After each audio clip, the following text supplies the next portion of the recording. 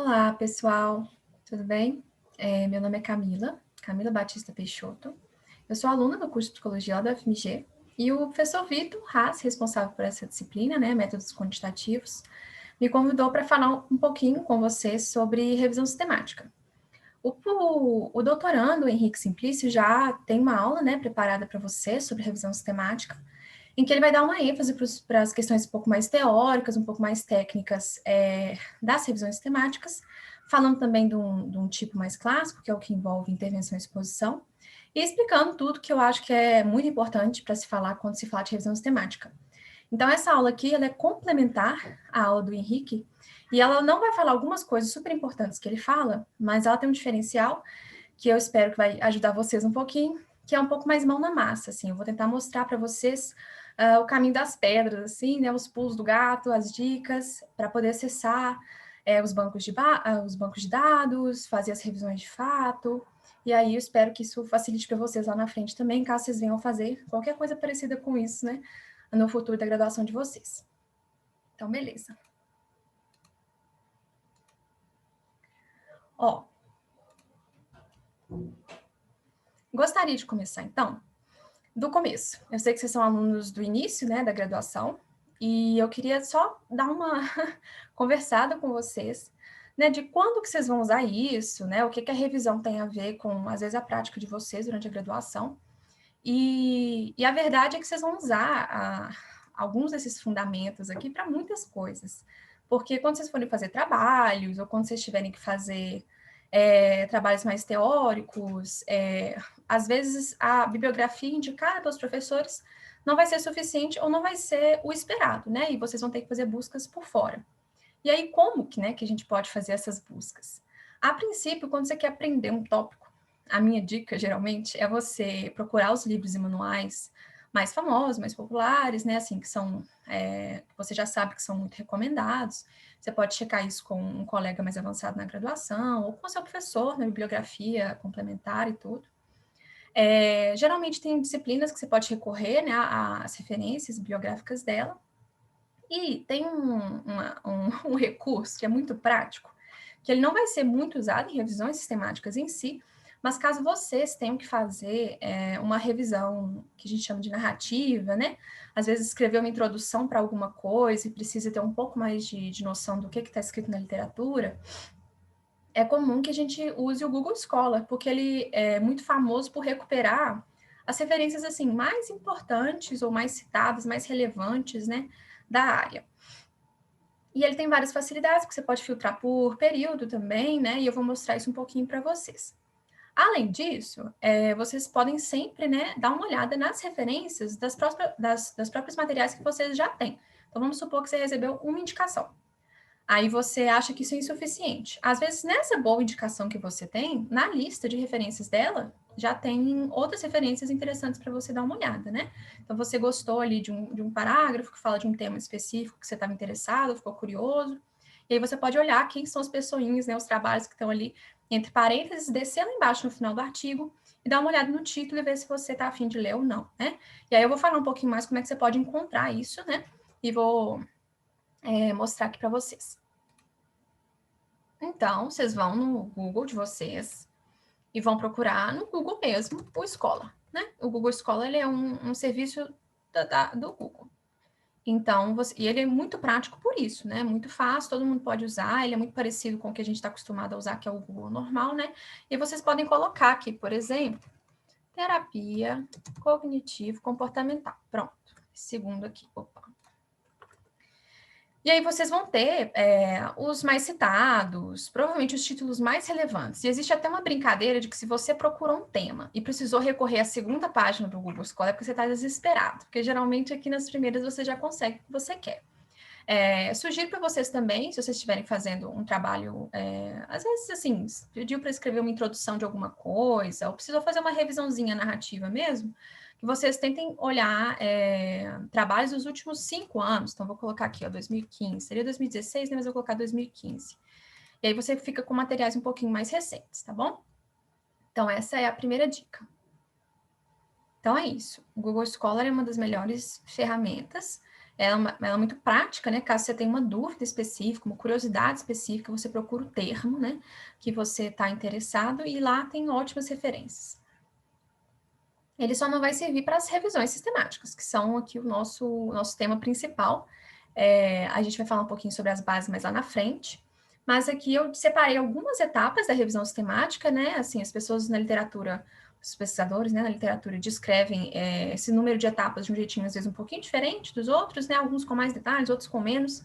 Eu decidi ressaltar essas etapas aqui, que eu acho que elas vão dar conta, assim, de onde estão guardados esses pulos do gato que eu quero passar para vocês. E aí são mais ou menos 6 etapas que eu vou descrever aqui. Primeiro, vocês têm que trabalhar muito bem na formulação da pergunta. A formulação de uma pergunta de uma revisão sistemática é desafiadora, porque você precisa ter um certo conhecimento da área. Em seguida, vocês vão preparar uma search string, que eles chamam, né, uma estratégia de busca, né, uma cadeia de palavras e termos que vão formar a sua busca, e ela é descrita, né, para revisões sistemáticas como uma busca de alta sensibilidade, porque ela tem que ser bastante compreensiva. Em terceiro lugar, a gente vai conseguir, então, depois dessa busca, depois de extrair, né, os resultados, que vão ser as referências bibliográficas dos artigos que a gente quer dar uma lida, a gente vai fazer o rastreio deles pelos títulos e resumos, com base em critérios de exclusão e inclusão.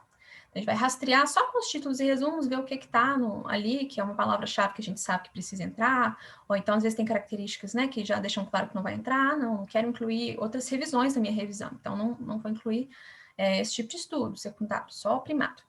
E aí, em quarto lugar, a gente faz isso com um pouco mais de capricho, né? Geralmente, na etapa de rastreio, você consegue se livrar de duplicatas e de títulos e resumos que já de cara você sabe que não vão poder entrar, né, na sua pesquisa.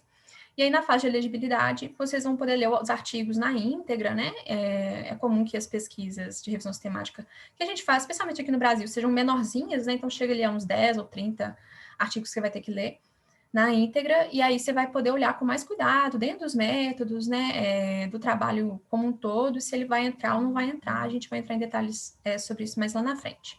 Aí, depois de decidir, então, depois da etapa de rastreio e de elegibilidade, quais ficam e quais saem, né, quais trabalhos, estudos ficam e saem na sua revisão, vocês vão poder extrair os dados. E aí, isso tem que ser feito de uma forma padronizada, né, idealmente.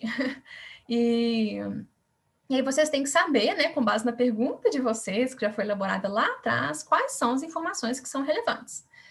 E, por fim, vocês vão escrever a revisão com base nas indicações do Prisma, né, que é uma referência importante e que é muito comum que as pessoas confundam ou referenciem Prisma como uma referência metodológica, mas ela não é uma referência metodológica, né? Ela não te fala como conduzir cada uma das etapas para que tenha menos viés, e nem te dá muitas dicas mesmo sobre como fazer isso. Ela é mais focada em como você deve redigir a sua revisão sistemática. Então, já tomem cuidado com isso. Quando você lê o Prisma, até dá para entender assim, não, o que não pode faltar, já que está pedindo para eu escrever sobre isso, não pode faltar, né? Só que não é esse o intuito do Prisma. Existem artigos que, de fato, e diretrizes e guias, né, que vão, de fato, te preparar para fazer uma revisão. E eu vou dar um resumão disso aqui hoje. Essa que é a ideia. Uma revisão sistemática, de acordo com a literatura, leva, em média, 18 meses para ser conduzida, porque cada uma dessas etapas é muito difícil. As pessoas tendem a achar que revisões sistemáticas são mais fáceis do que estudos experimentais, mas nem sempre. Isso nem sempre acontece. Dá muito trabalho também, você tem que conduzir hipóteses também o mais firmes possíveis, conduzir os métodos de um jeito rigoroso, né? Então, assim, não confunda uma coisa com a outra.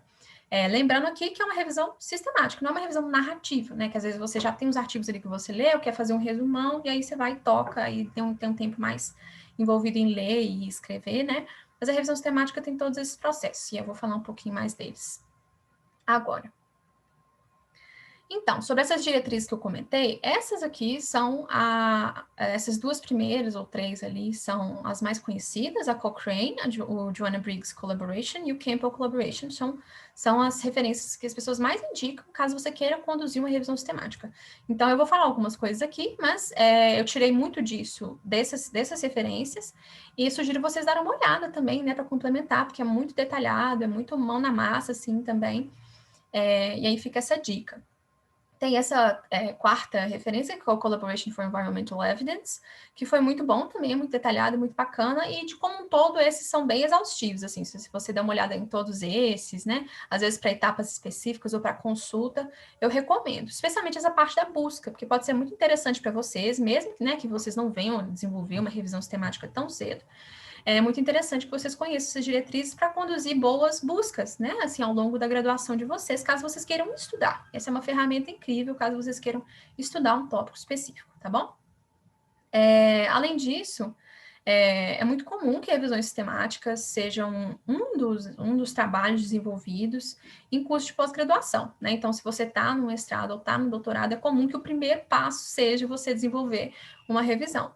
E é comum que em curso de especialização, que requerem que você desenvolva um trabalho, que o trabalho desenvolvido seja a revisão sistemática, porque você não vai precisar de termo de consentimento, não vai ter que lidar com participantes, comitê de ética, então você dá conta ali de trabalhar com um pouquinho mais de independência, e é por isso que a revisão sistemática é muito útil. Então, caso vocês tenham interesse, né, futuro, assim, longínquo, né, estão muito nisso da graduação ainda, mas em pesquisa ou numa especialização bacana, já é bom vocês irem, né, se dando conta do que é uma revisão sistemática. Então, beleza. Outra referência metodológica, como eu comentei para vocês, né, existem essas instituições que são super referência nisso, né, só que, por exemplo, a Cochrane, ela é muito focada, ela até tem instrumentos que não são focados nisso hoje, mas ela geralmente é focada em revisões sistemáticas de um tipo clássico, né, que o Henrique deve ter comentado com vocês, que envolve intervenção e exposição, então eles vão entrar principalmente em ensaios clínicos ou estudos de intervenção quase randomizados e estudos com designs semelhantes, né? E caso você não venha conduzir uma revisão desse tipo, procura indicações que são mais adequadas, né? Então, por exemplo, eu precisei desenvolver uma revisão sistemática que ela tinha as perguntas um pouco mais amplas, que não atendiam a todos os critérios de uma revisão sistemática. E aí, muitos dos direcionamentos que estavam nessa literatura não davam conta, às vezes, de algumas dúvidas, né? De algumas questões que eu tinha, ou simplesmente não tratavam de algo da mesma proporção. E aí, eu descobri que existem, né, vários tipos de revisão, inclusive esse tipo que é o scoping, né, a revisão de escopo, que dá uma olhada, que mapeia, né, a literatura, fala mais do estado da arte, tende a ter os resultados no formato de síntese narrativa, e não, né, assim, uma meta-análise ou coisas do tipo. E aí, essa é uma das dicas que eu dou para vocês, porque esse artigo é muito bacana, também tem material dele que eu trouxe para cá. Além dele, tem esse aqui, que também é super referenciado. Enfim, né, vocês podem dar uma olhadinha, estou deixando os artigos aqui para vocês poderem pesquisar e saberem de onde é que eu tirei essas informações. E essa última referência aqui, ela tem a ver com as buscas em si, né? Então, uma referência específica para como conduzir buscas, e isso é muito, muito interessante também. Tá. Então, primeiro passo, vamos aí pegar pôr a mão na massa mesmo, né? Na hora da formulação da pergunta da sua revisão sistemática. Como que você pode fazer isso, né? Por onde começar? Por onde começar a formular essa pergunta? Porque pode ser um pouco difícil, especialmente para vocês que estão no início da graduação, porque parece um processo sem fim, assim, até eu que fui pegar nisso bem depois, na graduação, mas assim, muitos colegas que eu pude ter a oportunidade de conversar também, que já estão mais avançados, já estão na pós, parece um trabalho sem fim você desenvolver a pergunta, porque quanto mais você vai conhecendo da literatura, mais você vê que você precisa especificar, às vezes, né, essa pergunta. E aí, por onde começar, eu acho que é uma questão metodológica e uma questão de desenvolvimento dessas perguntas mesmo. Então, vamos lá.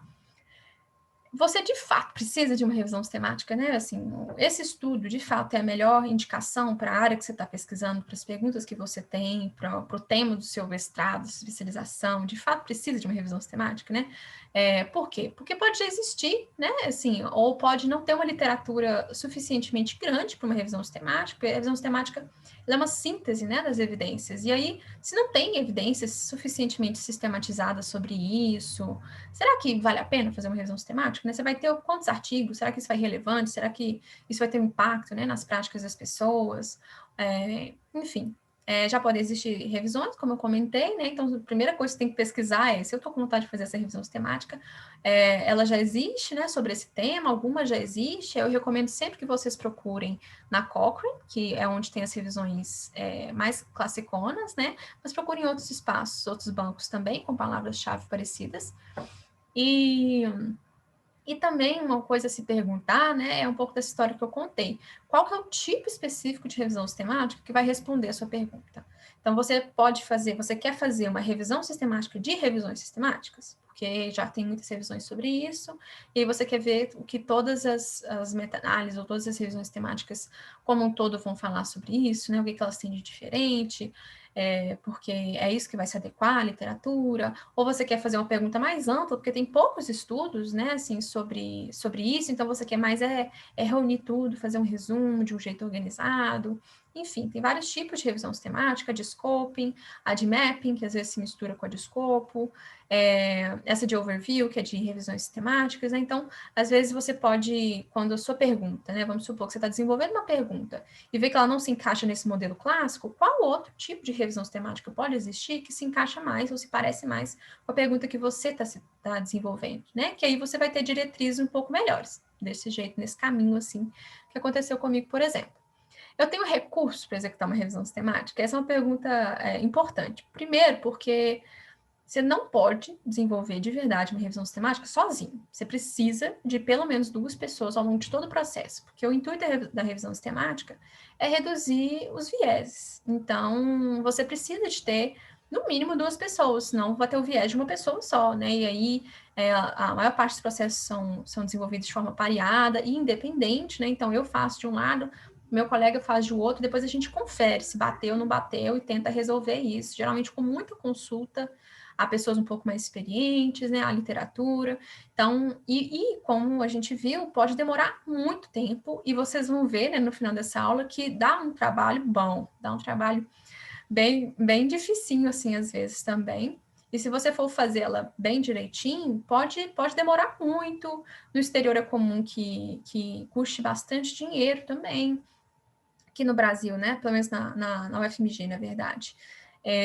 A UFMG tem a CAPES, a plataforma CAPES, então, em muitas universidades federais, né? E aí a gente pode fazer a pesquisa das referências por lá, eu vou mostrar isso para vocês. Mas se você não tiver um recurso parecido, você vai ter que adquirir os papers, né? Adquirir as assinaturas, isso pode ser caro, às vezes você vai ter que pagar por um software de gerenciamento de referências, enfim, pode ter um custo e você precisa de uma equipe. A depender da quantidade, do tamanho da literatura que você está investigando, você precisa de uma equipe muito grande. Se for poucas referências, aí você pode ter 2, 3 pessoas, de fato, né, 4, que é até um pouquinho mais comum no nosso cenário, né, esse cenário que eu estou falando de graduação, pós-graduação, como estudos, né, que fazem parte de dissertações e tudo. Mas se você tem a intenção de publicar, é muito recomendável que você tenha uma equipe um pouco maior, né? E que tenha alguém mais experiente ou até um especialista da área envolvido. Ok, eu tenho perguntas, objetivos claros, específicos e bem definidos. Você só vai saber se é suficientemente claro, específico e bem definido em comparação com a literatura que você está lendo. Né? Assim, a gente tem uma noção geral quando você vai lendo artigos do quão específicos eles são, mas dentro da sua literatura, né, o que já foi, o que já é uma espécie de consciência e o que não é, né? E onde é que você pode encaixar, onde é que a sua pergunta está, né? E isso é muito importante. Você conhece suficientemente esse campo? Então, geralmente as pessoas têm vontade de fazer uma revisão porque ela tem alguma experiência com isso, que é aprofundar talvez, né, nesse tema e produzir alguma coisa relacionada. Se você for começar do zero, é bem mais difícil formular uma pergunta, e você pode recorrer a pessoas um pouco mais experientes, ou vai ter que fazer um para casa mesmo, né, de ler bastante e ver o que funciona. E onde eu poderia publicar isso? Isso é importante porque às vezes você faz uma revisão meio que do seu jeito, sem se atentar muito, né, ao que já foi publicado, onde você pode publicar, e aí quando chega a hora de estar tudo feito, você descobre que você tinha que ter, sei lá, feito um protocolo para poder publicar bem, e aí você desiste de publicar, ou então não seguiu algumas diretrizes, e aí fica muito difícil de publicar, porque a revisão sistemática tem um modelinho relativamente rígido, né, Então, já dá uma olhada, né, onde você pode publicar isso, se seria interessante, né, o quão importante isso é, o quão relevante é, onde que isso se encaixa, é bom dar uma ideia, ter uma ideia de onde é que você pode publicar a sua revisão. Ok. Aí, sobre as perguntas, né, objetivos claros e específicos e bem definidos. Uma coisa que ajuda a gente a definir melhor as nossas perguntas é seguir, né, as diretrizes não, né, mas assim, formar perguntas com base no modelo pico e peco, né? Ou picos e pecos, que é o tipo de estudo, ou picot, pecot, tem variações aí na literatura. Mas aí você tem que ter esses 5 pontos bem definidos, né? Seria o ideal, especialmente para aquelas revisões mais clássicas. Então, você tem que ter uma população bem determinada, a intervenção que você está investigando, qual que é a comparação para essa intervenção, que geralmente é um grupo controle, né? Ou a ausência da exposição. O desfecho que você está investigando e um tipo de estudo que atende, né, a sua pergunta. Então, se você quer ter uma noção transversal, né, você não está preocupado com causalidade, não tem nem tantos dados sobre isso, mas você quer fazer uma revisão, por exemplo, dos estudos transversais para, então, pensar o que é melhor de incluir, às vezes, num estudo causal mesmo, né, assim, de delineamento longitudinal, isso que eu quero dizer. E aí você pode realizar esse estudo e aí você foca em estudos transversais, experimentais, observacionais, né? Assim, experimentais tendem a ser os RCTs, né? Os ensaios clínicos randomizados.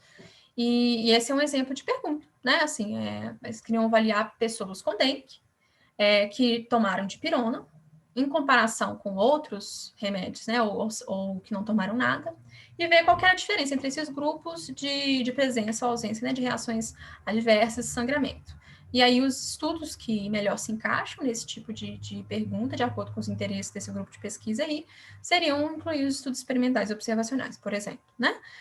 Mas assim, a inclusão dessa intervenção e comparação, como eu já andei comentando, ela está ficando cada vez menos indispensável, né? Porque a revisão sistemática é um recurso muito bacana, muito bom de síntese de evidências. Quando ela é conduzida bem direitinho, ela é inclusive considerada, né, o ápice, né, da apresentação das evidências, da síntese das evidências, é o melhor tipo de evidência, né, considerado assim, de acordo com as referências de Oxford. Só que é uma ferramenta muito bacana, né? Essas metodologias, e nem sempre a gente quer fazer uma pergunta que envolve intervenções, às vezes quer fazer uma pergunta um pouco mais ampla, um pouco mais descritiva, e no mundo, né, onde a gente publica, e às vezes não consegue sintetizar essas informações, as revisões temáticas estão ficando muito, muito mais populares, sem necessidade de servirem só para RCTs, né? Só para ensaios clínicos randomizados. Não, a gente pode sintetizar outros tipos de literatura, né? Outros tipos de estudo. E isso está sendo cada vez mais popular, e como eu mencionei, tem diretrizes, né, começando a sair aí e ficarem sólidas e sendo bem utilizadas sobre outros tipos, né, de revisão. Então, nesses casos, é possível que essa intervenção em comparação não seja necessário, né? Mas quando ela né, qual que é o tipo de pergunta que tem que ser desenvolvido? Se você puder desenvolver esse tipo de pesquisa, é muito bacana, que já tem mais material, é mais publicável, né? Assim, tende a ter um impacto maior, que é uma resposta um pouco mais conclusiva, né, de síntese de evidências.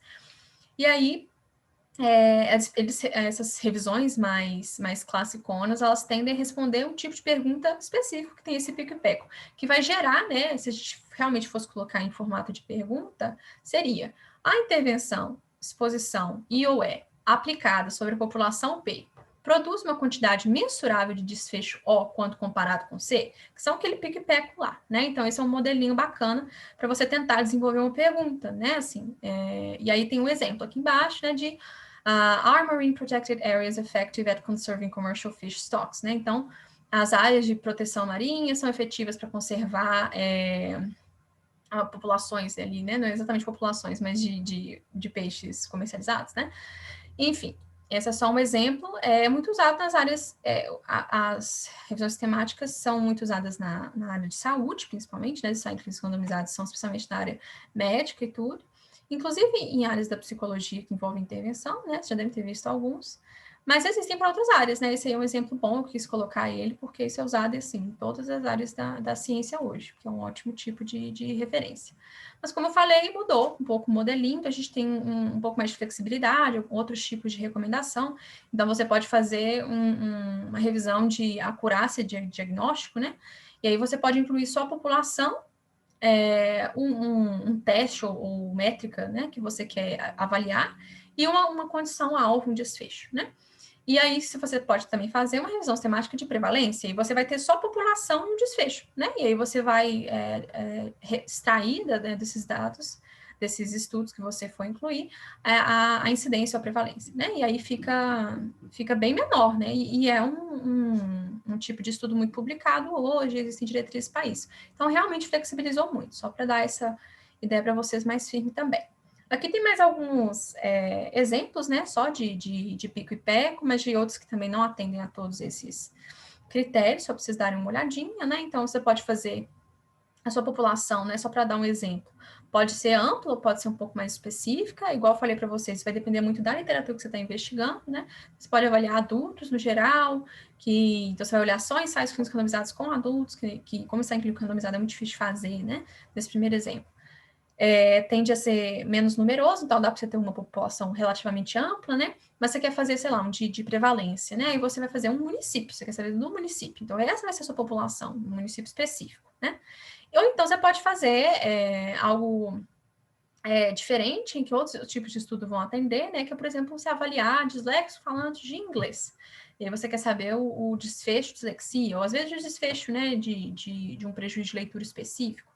E aí você vai ser atendido melhor pela literatura de estudos de caso ou de série de casos, né, por exemplo. Enquanto que nos outros você tem outros tipos de estudo, né? Só exemplos mesmo. Aqui mais um exemplo, esse aqui foi retirado de um artigo. Então, só para vocês verem, às vezes, os modelinhos, né, de como é que vocês podem colocar isso, ou como que isso é formulado, é muito útil vocês darem uma olhada em outras revisões já feitas, né, para tentar desenvolver as suas. E é comum que, a essa altura do campeonato, você vai saber se a sua pergunta está suficientemente clara, específica e bem definida, se você estiver conseguindo desenvolver critérios de inclusão e exclusão. Então, se você estiver conseguindo desenvolver esses critérios, provavelmente essa pergunta é boa o suficiente, né? Ela tá caminhando nesse sentido, né? Então, nesse caso aí, você tem, não, minha população está bem definida, porque é de adultos mais velhos com mais de 60 anos, né? Idosos. E aí você exclui todos os outros estudos que envolvem participantes com menos de 60 anos, né? E aí você tem sempre essa, didaticamente, né? É comum colocarem os dois, inclusão e exclusão, para ficar um pouco mais detalhado, mas nem sempre está a inclusão. Às vezes as pessoas só colocam os critérios de exclusão. Mas eu acho muito interessante vocês pensarem, né? Porque você pode documentar, às vezes, ideias que você teve, que você não tinha pensado. Não, vou estudar dislexia. Uai, mas você quer dislexia do desenvolvimento ou adquirida? Aí você, não, só do desenvolvimento. E aí um critério de exclusão vai ser adquirida. Aí você vai lembrar que o que não pode, né, é adquirida, por exemplo, né? Então, beleza. Agora, partir para a busca de alta sensibilidade, e essa que vai ter uns pulos do gato legais aqui para mostrar para vocês e apresentar as bases de dados, né? Então, primeira coisa que você tem que fazer, supondo que você tem uma pergunta bem definida, bonitinha. Primeira coisa que eu tenho que avisar é que é comum que esse processo de formação da pergunta aconteça num vai e volta, tá? Então, você vai ler um pouquinho mais, achar um artigo, tentar fazer a sua busca e deu muito resultado, aí você vai ter que refinar a sua pergunta, né? Deixá-la mais específica. Então, não é totalmente linear esse processo, ele vai e volta mesmo, tá? Então, você pode começar a tentar desenvolver uma busca de autossensibilidade sem estar com a sua pergunta totalmente formulada. Só que cuidado, porque se você for sem formular nem um pouco a sua pergunta, sem definir muito bem, você vai ter muito, muito, muito retrabalho, né? E a ideia é que você faça um bom para casa nessa primeira parte, até de familiarização com a literatura, para desenvolver uma pergunta suficientemente detalhada, né? Para você não ter que refazer tudo o tempo todo, porque essa parte da busca de sensibilidade dá muito trabalho, tá? Então, só um alerta. Ok, aí a minha primeira dica, né, e a recomendação da literatura, inclusive, para poder fazer uma busca de autossensibilidade, é você, ali no passo anterior ou no início desse aqui mesmo, definir a sua test list, né, a sua lista de teste, sua lista de referências de teste. Então, lembrando, a revisão sistemática, o objetivo final dela é você olhar um tantão da literatura, se possível, assim, quase toda a literatura, e conseguir identificar todos os estudos que te ajudam a responder uma pergunta muito específica. Então, você vai, o nosso objetivo é tentar incluir estudos que vão responder a nossa pergunta. E depois você vai ler isso tudo, tentar organizar de forma a responder a sua pergunta, né? Basicamente.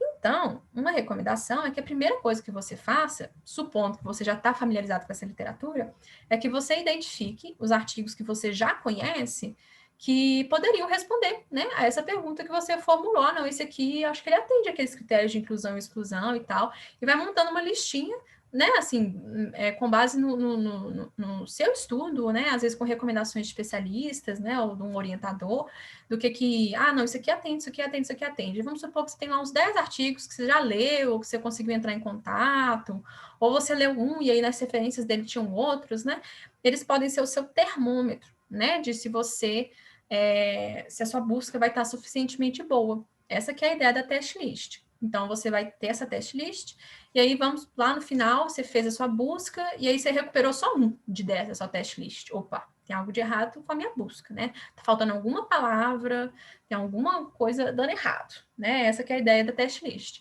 Só que eu acho muito útil, né, que a partir da test list você realmente releia, né, se aproprie dessa literatura que você já sabe que é importante para a sua pergunta e tenta definir melhor os objetivos, né, com base nessa leitura, definir quais são as variáveis de interesse para você, que você vai lá extrair desses artigos depois, de um jeito padronizado, né, assim, eu quero saber...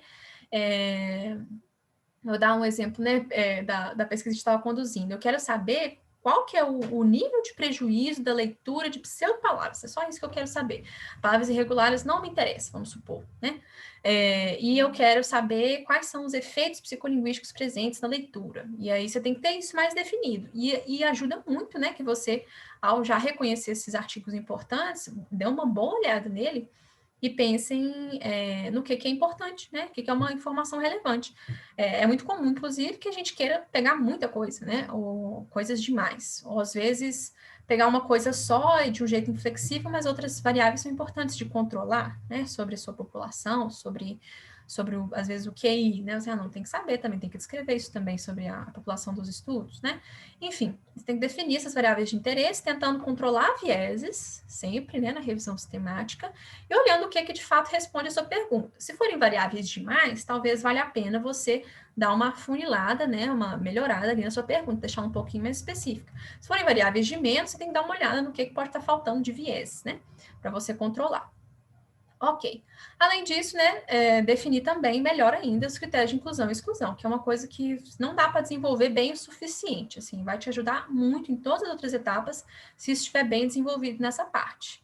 E isso é muito importante de estar claro, porque quando você vai desenvolver essa busca de autossensibilidade, que eu vou falar, né, um pouco mais especificamente na prática, que ela é nos próximos slides, você precisa ter uma string de busca, né, uma sequência de termos de busca que não tenham viés que prejudica a sua pergunta, né? Então, se você está com os critérios de inclusão e exclusão bem definidos, você vai poder colocar, às vezes, as palavras-chave de uma população, e aí você não vai perder tempo depois excluindo um tanto de gente. Ou você não vai colocar uma restrição da população, porque isso não é uma coisa relevante, né, na sua busca. Então, tem que tomar esses cuidados.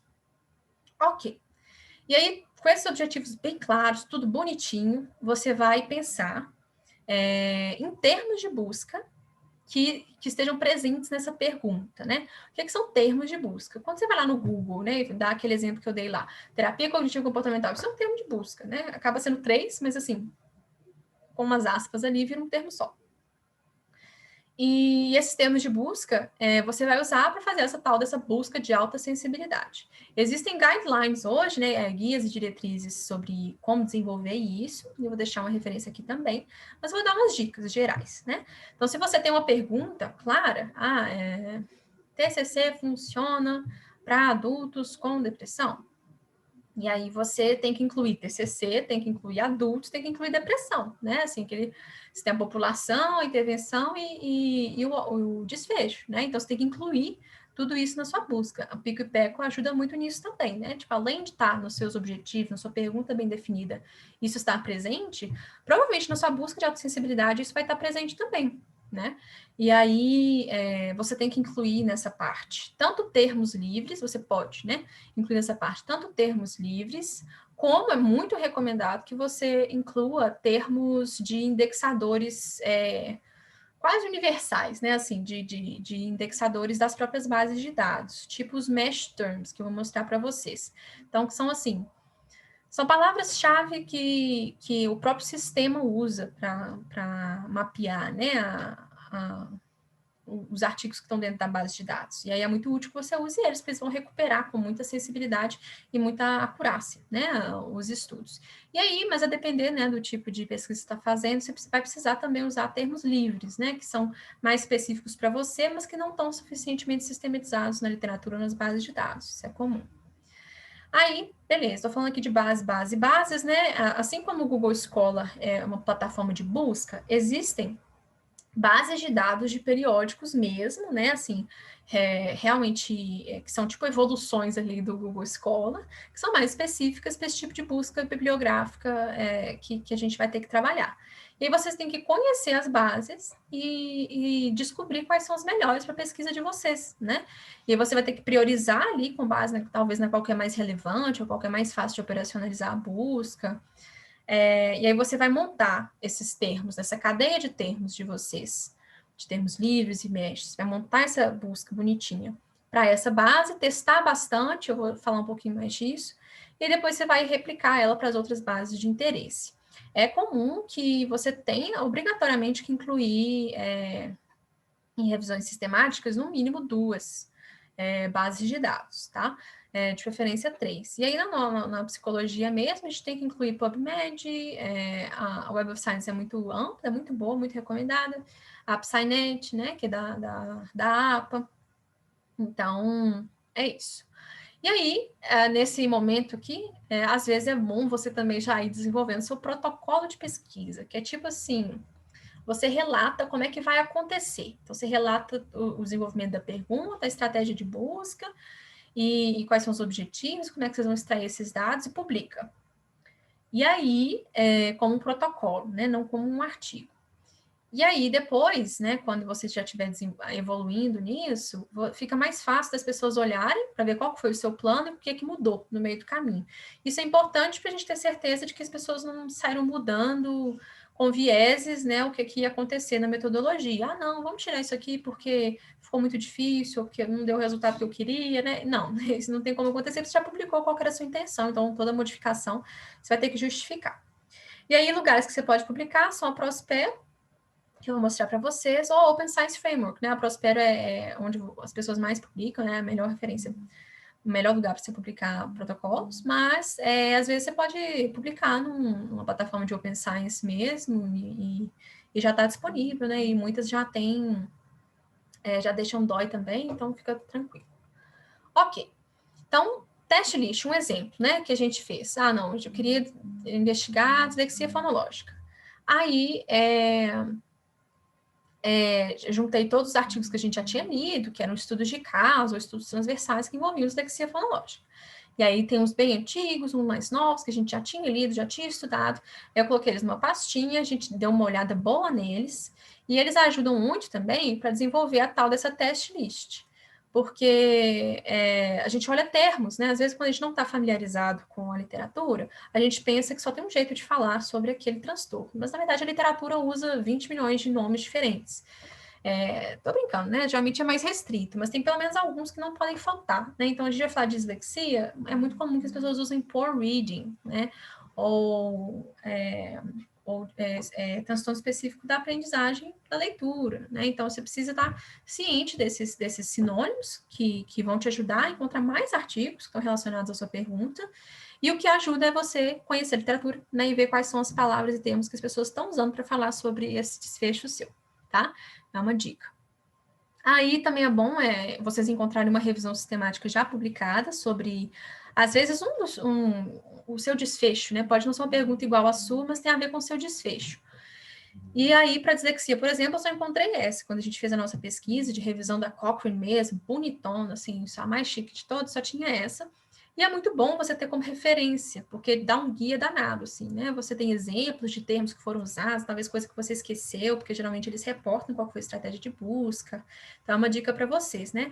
Querem achar revisões sistemáticas de exemplo para aprender, para conhecer os termos, procurem na Cochrane e usem, né? E dêem uma olhadinha. Ok. Sobre as bases de dados, eu já mencionei algumas, né? Mas essas aqui foram, por exemplo, as que a gente usou no nosso estudo. A PsyNet, PubMed e Web of Science eu recomendo muito. Essas aqui são as que vocês não podem deixar de incluir. A Web of Science, porque ela é muito grande, muito recomendada para usar. A ERIC é uma específica de educação, por exemplo, né? E a Scopus e a Embase são da Elsevier. A Embase eu acho que tende a ser melhor do que a Scopus, mas elas não são idênticas, então você pode usar as duas. E a outra estratégia muito comum de ser usada é que, além das bases de dados, vocês façam outros tipos de busca. Lá no nosso estudo, a gente só fez pesquisa, a gente só queria incluir estudos que eram artigos científicos realizados por pares. Mas é muito comum que revisões temáticas incentivem que você inclui o que eles chamam de literatura cinzenta. E aí você tem que incluir teses, dissertações, apresentações em congressos, né? E aí é muito mais difícil entrar em contato com essa literatura, de certa forma, e vai aumentar muito, né, a quantidade de resultados que você pode ter, e pode ser também que o nível de qualidade dessas publicações seja menor. Mas em áreas que são muito prolíficas, né, ou então que tem muita coisa sendo desenvolvida, às vezes você só vai pegar a inovação, a coisa bacana, ali no nível de dissertação, por exemplo, de tese, né? E aí, porque não foi publicado ainda, então às vezes para não perder, as pessoas incentivam que você procure literatura cinzenta. E aí tem várias bases, inclusive a Web of Science, que procura esse tipo de literatura. Então, às vezes, pesquisar algumas bases específicas que incluam esse tipo de trabalho. Ou não usar filtros, né, que só por artigos em algumas dessas bases.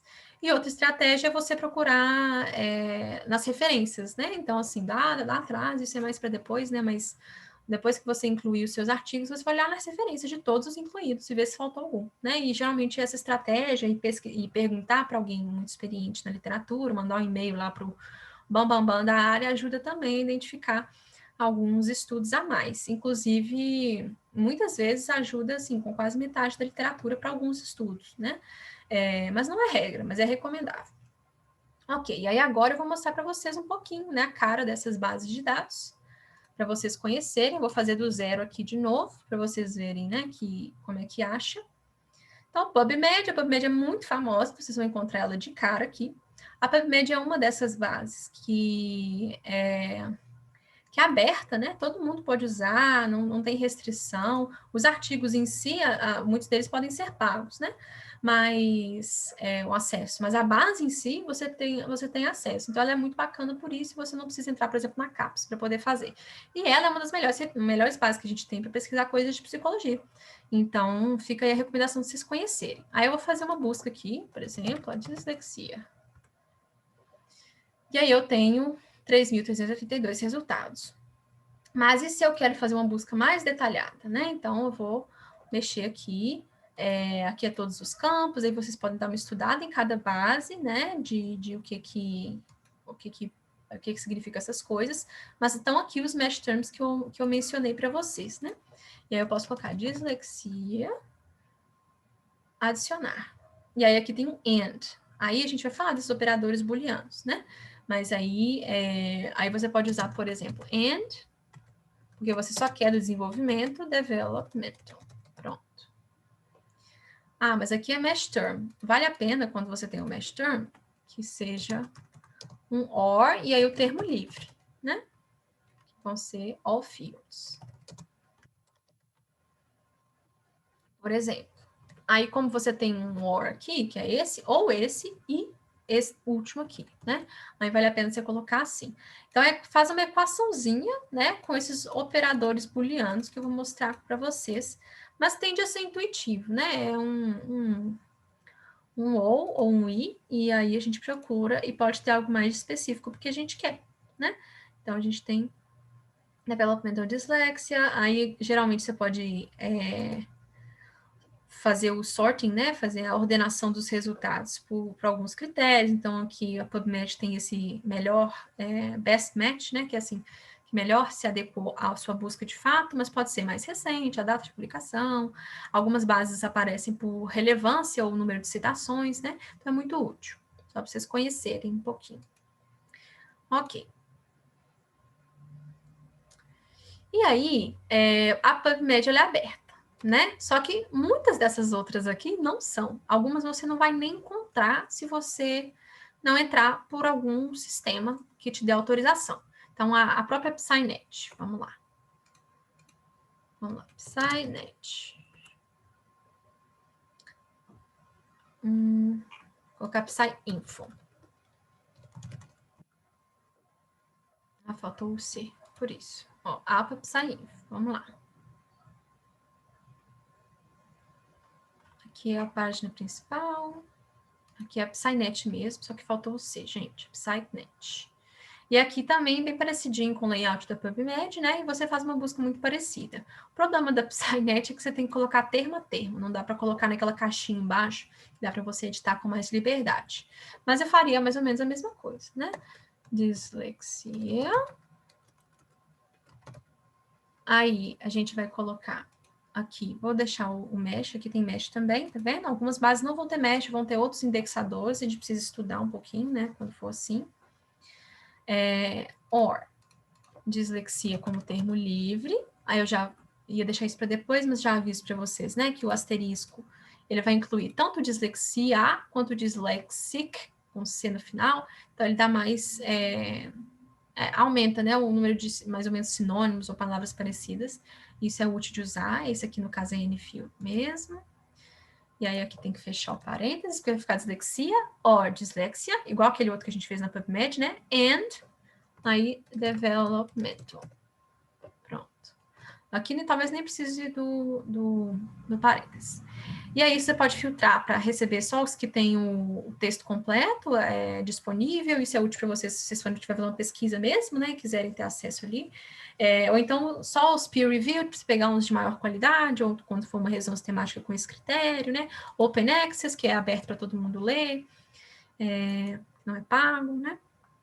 Então, só um exemplozinho. Aí, se você tem muitos termos, você tem que ir colocando um a um, né? E aí tá aqui. Esse aqui também tem, ó, relevância, vezes citada, open access. É isso. Por enquanto, vou deixar isso mostrado para vocês.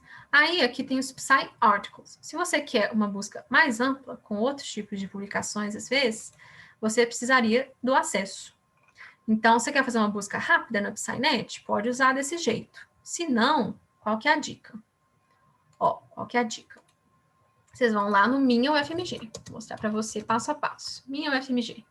Você já deve ter o login de você, já deve estar cansado de usar, porque nesse ERE da vida aí a gente tem que usar bastante o Moodle. Pronto, faz seu login, acessa o portal CAPS, aqui na frente. E aí você quer pesquisar, vamos supor, um artigo que você viu que era pago e não conseguiu baixar. Aqui você pode colocar. Geralmente coloca o DOI, se você colocar o título, os autores, talvez você encontre, mas é sempre mais seguro você procurar um códigozinho que chama DOI, que quase todos os artigos publicados têm. Livros não costumam ter, se não for peer-reviewed não vai ter um DOI, mas muitos artigos que você vai precisar, com certeza, vão ter DOI, e você joga aqui. Aí, no nosso caso, eu estava mostrando para vocês as bases, eu vou colocar aqui em bases, e aí eu vou colocar a PsyInfo, PsyNet. Então, vamos lá. PsyInfo, PsyNet, está aqui, pronto. Aí, a PsyInfo, eu vou entrar e dessa vez vai ter como eu ter acesso àquela parte da esquerda com mais resultados, entendeu? Que não vão ser só artigos, podem ser outras coisas. E eu faço a mesma busca, tá, gente? Não vou refazer não, só para vocês conhecerem, já verem aí como é que clica.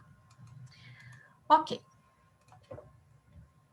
Aí, a Embase é um exemplo que você só vai encontrar se você pesquisar lá dentro, tá? Daqui a pouco eu volto nisso. Aí os operadores booleanos, né? Não tem muito mistério, não. Eu já digo para vocês que o not, ele não é muito recomendado, porque ele pode excluir alguma coisa que você não teve a intenção de excluir, porque às vezes a gente não sabe tudo que foi considerado numa base como o complementar, né, do que a gente está escrevendo. E algumas bases nem têm essa opção, porque não operam bem com isso, né? E aí a gente geralmente usa o or e o and, é o mais recomendado de usar. E aí é só esse sentido, né? A interseção entre lá o dislexia ou dislexia e o development. Aí a gente tem aqui a interseção. Se for or, eu quero que inclua tanto dislexia do mesh term, quanto o dyslexic lá, né, o dislexia como termo livre. E aí essas palavrinhas vão ser buscadas numa parte do artigo, e aí a gente vai incluir ou excluir. Tem como você colocar lá, procurar essas palavrinhas só no título e no resumo. E aí você usa isso como critério. Ou então, procurar essas palavrinhas no corpo todo do artigo.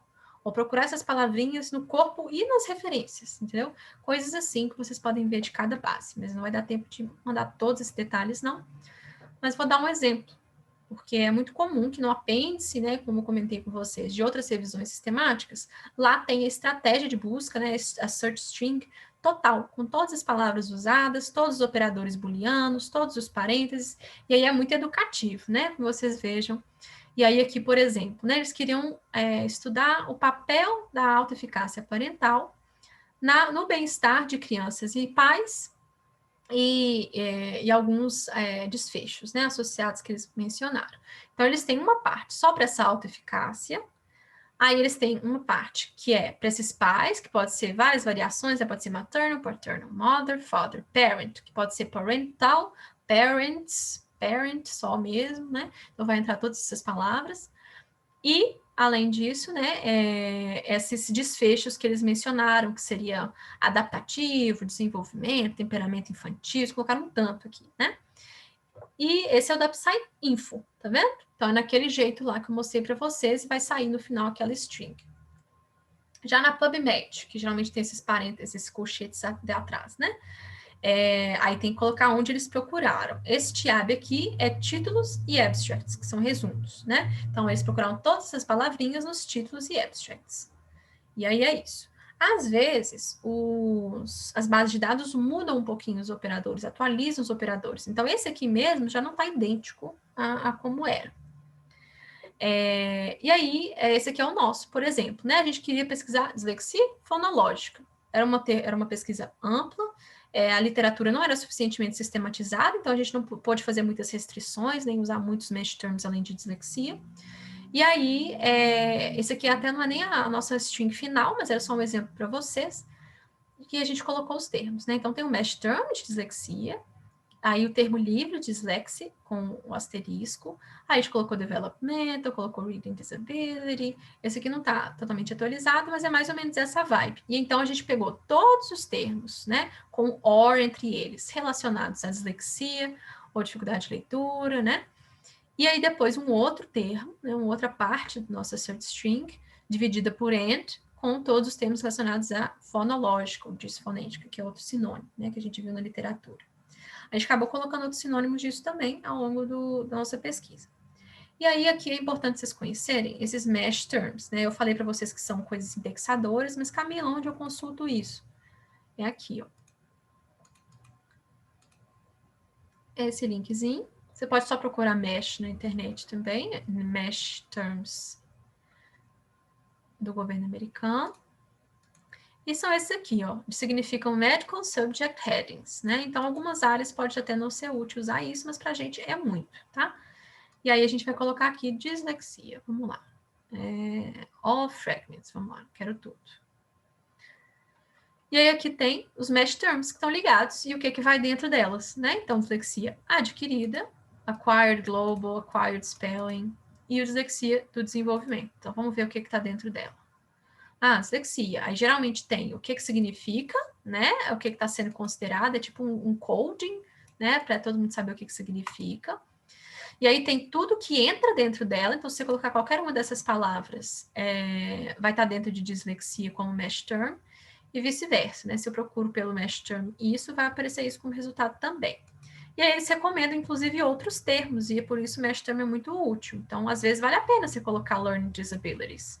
Eu cheguei a considerar isso na nossa pesquisa, mas learning disabilities é mais amplo, né? E aí acabou entrando descalculia, desgrafia, e aí sujou muito a minha busca. Então, eu reduzi ela, especifiquei ela, deixando só, de fato, o mesh term dislexia, tá? E aí aqui é bem bacana de vocês darem uma olhada, né, de onde é que vem, quais todas as categorias. Isso ajuda muito nas pesquisas, tá bom? Beleza. Outra coisa que eu queria mostrar para vocês. Aqui na capa, vocês conseguem ver informações sobre as bases de dados, né? Eu acho que eu vou falar isso, então vou deixar para depois. Calma aí. Beleza, já fiz a pausa para contar para vocês já antes. Essa aqui que é a tal da diretriz para pesquisas, né? Para montar essa search string, né? E é um esquema para peer review também, que é comum que quando você publica o protocolo e inclui a sua search string lá, a sua estratégia de busca lá, as pessoas comentem, né? Outros especialistas comentem, façam a peer review mesmo, né? E revisado por pares, né? Que significa isso.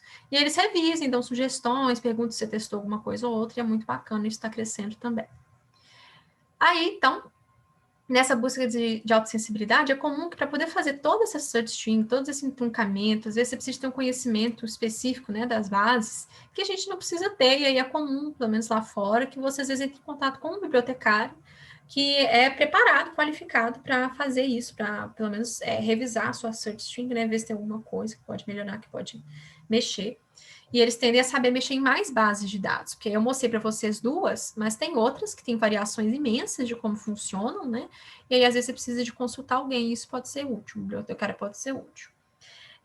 Aí é isso, a gente fez, né, na PubMed, testou, viu o que estava, a gente testou o Learning Disabilities, aí viu que estava dando muito resultado, que não tinha a ver com o que a gente queria, foi diminuindo para ficar um pouco mais específico, testamos, diminuímos termos, aumentamos termos, aí nesse momento, o que a gente fez também? Deixa eu mostrar para vocês. Busca. Aí, a gente usou aqui, ó,